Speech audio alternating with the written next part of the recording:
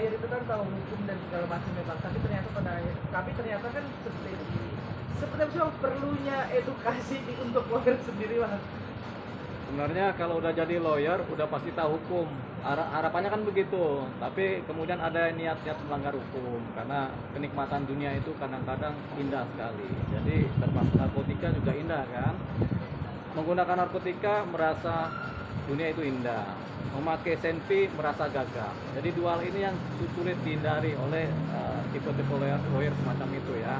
Jadi kalau mereka udah kena narkoba, mau jadi lawyer pun tetap narkoba kan, akhirnya apakah tertangkap. Jadi dua pasal sekaligus, pasal tentang undang-undang narkotika, yang kedua pasal tentang senjata, kepemilikan senjata api. Nah dua-duanya ini kalau terbukti bersalah ya selesai, jadi pengacara dihukum pidana kan, gitu.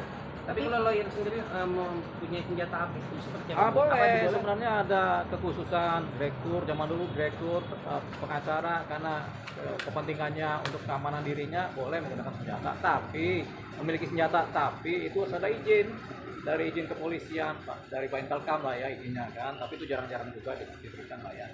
Gitu. Nah kalau ada senjata ya apalagi sudah tanpa izin kan. Jadi kita nggak perlu bilang ada izin, tanpa izin udah jadi pidana gitu. Kalau udah pidana tergantung hukumannya 4 tahun, 5 tahun, 6 tahun. Kalau hukumannya di atas 5 tahun ya sudah susah jadi pengacara lagi. Bang, tapi itu apakah akan otomatis bang ketika ada proses hukum dia menjalani proses tersebut, apakah akan dicabut juga yang sudah tentu berhubungan dengan lawyer profesinya sendiri bang? Iya, tergantung. Kalau kan ada ancaman hukuman yang cuma 1 tahun. Kalau dihukum cuma 1 tahun, lawyer ini masih bisa jadi lawyer. Tergantung kasusnya juga. Kalau kasusnya pembunuhan ya nggak bisa. Dan kasusnya narkotika juga memang sulit ya karena ancamannya kan di atas 4 tahun semua kan. Gitu. Jadi sulit juga dia kalau udah kena narkoba jadi pengacara. Lagian siapa yang mau pakai kalau udah narkotika begitu kan? Lawyer, pengacara pakai narkoba. Nah, perkara juga jadi fly. Bang kan lawyer sendiri kan sebagai seseorang yang lebih mengerti hukum dibandingkan orang awam ya bang ya. Untuk hukuman sendiri apakah bisa menjadi lebih berat apa gimana? Karena dia dianggap sebagai penegak hukum biasanya ditambah sepertiga, hukuman terberat tambah sepertiga, jadi berat banget gitu. Makanya ancamannya apalagi narkotika kan ya tinggi sekali, jadi susah dia keluar dari penjara tuh kalau udah masuk penjara.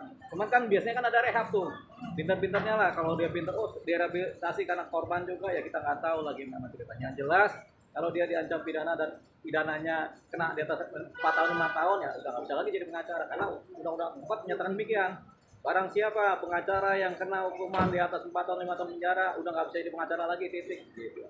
Bang, basnya sendiri bisa dicabut atau gimana? Kalau ada yang ngadukan bisa berita acara sumpah kan. Jadi karena persoalan etik, persoalan tata krama, persoalan apa kriminal bisa kalau dia mengadukan bisa. Tanpa ada yang mengadukan tapi bisa. Belum kan dia belum inkrah kan. Jadi inkrah dulu. Tapi kalau ada mengadukan bisa sebagai suatu posisi laporan tersendiri. Berarti harus ada mengadukan dulu baru bisa Iya, dicabut. biasa kayak Bang Hotman begitu laporin si Onono kan akhirnya kan dibukukan tuh. Berarti dapat dipastikan kalau beneran terbukti karir di ininya mati ya bang? Iya. Sebagai lawyer mati. Bisa mati bisa enggak tergantung jumlah hukuman begitu. Sebagai lawyer Makanya sendiri, perkara jangan dibawa fly. sebagai lawyer sendiri abang merasa butuh nggak sih bang kalau seorang lawyer itu mempunyai lisensi gitu bang? Oh kita juga ada nih. Jadi sebenarnya kalau pengacara itu yang diperlukan adalah handphone supaya bisa komunikasi dengan klien kan begitu. Jadi senjata paling utama itu handphone sama kita berbicara berdasarkan keahlian kita sama keilmuan kita, itu senjatanya pengacara. Kalau senjata api sih enggak sih rasanya.